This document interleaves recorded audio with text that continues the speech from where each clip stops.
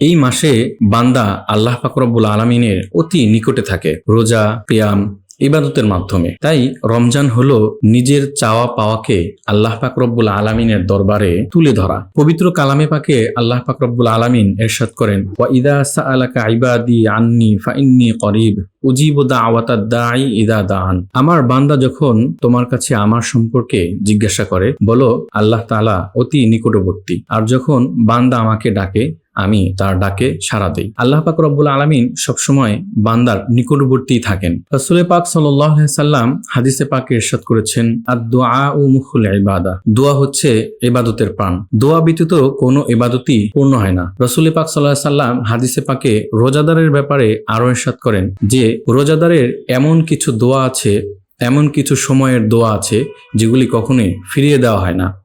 বিশেষ করে আল্লাহ পাক রব্বুল আলামিনের কাছে রোজাদারের দোয়া অনেক গুরুত্বপূর্ণ এবং অনেক খুব বেশি পছন্দনীয়। ইফতারের পূর্ব মুহূর্ত, এই সময় আল্লাহ পাক রব্বুল আলামিন একজন রোজাদার ব্যক্তির দোয়া কবুল করে থাকেন। যখন সে ইফতার সামনে নিয়ে আল্লাহর ভয়ে ইফতার খাবার সামনে থাকা সত্ত্বেও সে গ্রহণ করতে পারে না, আল্লাহর হুকুমের অপেক্ষায় থাকেন। ফরজ নামাজের পর দোয়া কবুল হয়ে থাকে এবং সেজদায় আল্লাহ পাক রব্বুল আলামিন রোজাদারের দোয়া কবুল করে থাকেন। তাই আমরা এই শ্রেষ্ঠ একটি সময়ে, শ্রেষ্ঠ একটি মাসে আমাদের প্রত্যেকের নিজের চাওয়া পাওয়া, কামনা বাসনা আল্লাহ পাক রব্বুল আলামিনের কাছে উদার হয়ে প্রাণ খুলে দিল খুলে আল্লাহর কাছে চাই এবং আল্লাহ পাক রব্বুল আলামিন আমাদেরকে অবশ্যই দিয়ে দিবেন। আমার আপনার মনের ভিতরে যত কষ্ট, হতাশা, দুঃখ, বেদনা যা কিছু আছে সবকিছু আল্লাহ পাক রব্বুল আলামিনের কাছে উপস্থাপন করি। অবশ্যই আল্লাহ পাক রব্বুল আলামিন সমস্ত কিছু থেকে আমাদেরকে মুক্তি দান করবেন। তাই রমজানে বেশি আল্লাহ পাক রব্বুল আলামিনের কাছে দোয়া চাওয়া, জান্নাত চাওয়া এবং জাহান্নাম থেকে মুক্তি চাওয়া। আল্লাহ পাক রব্বুল আলামিন যেন